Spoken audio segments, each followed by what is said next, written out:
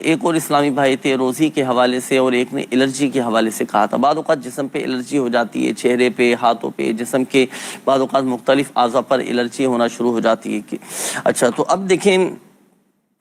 کسی کو جلدی امراض بھی ہوتے ہیں۔ اب اس طرح کے جو بھی امراض ہیں نا، الرجی ہو، خارش ہو، جلدی امراض ہو،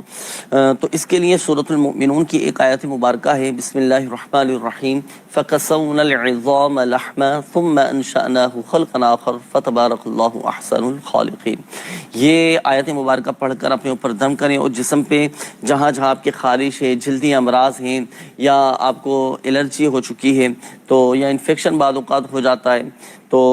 ان تمام امراض میں یہ آیت مبارکہ پڑھ کر آپ دم بھی کریں، پانی پر دم کر کے بھی پئیں، الحمدللہ سبحان اللہ پاک کی رحمت سے شفا حاصل ہوگی۔ اچھا، یہ ایک اور اسلامی بھائی تھے، روزگار کے حوالے سے آپ نے پوچھا تھا کہ روزی میں برکت کے لیے کوئی وظیفہ بتائیں۔ تو دیکھیں، ایک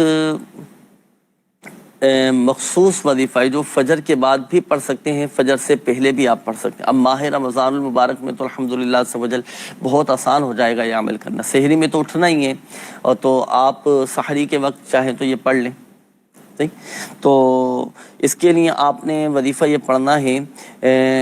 100 مرتبہ یا ذا الجلال والاکرام، نماز فجر کے بعد بھی پڑھیں، اور بلکہ کوشش کریں کہ ہر نماز کے بعد 100 مرتبہ یہ تسبیح پڑھ لیا کریں، یا ذا الجلال والاکرام، یا ذا الجلال والاکرام، یا ذا الجلال والاکرام۔ اس کا فائدہ یہ ہوگا کہ الحمدللہ سبحان خوشحالی آ جائے گی، اور یہ دو وہ مبارک صفات نام ہے اللہ تبارک و تعالیٰ کے، کہ ان کلمات کی برکت سے، ان اسماء الحسنہ کی برکت سے دعائیں بھی قبول ہوتی ہیں۔ جب ہم دعا کریں نا ناظرین، یا ذا الجلال والاکرام، یا ذا الجلال والاکرام، یا ذا الجلال والاکرام، ان اسماء الحسنہ کے ذریعے دعائیں کرنی چاہیے۔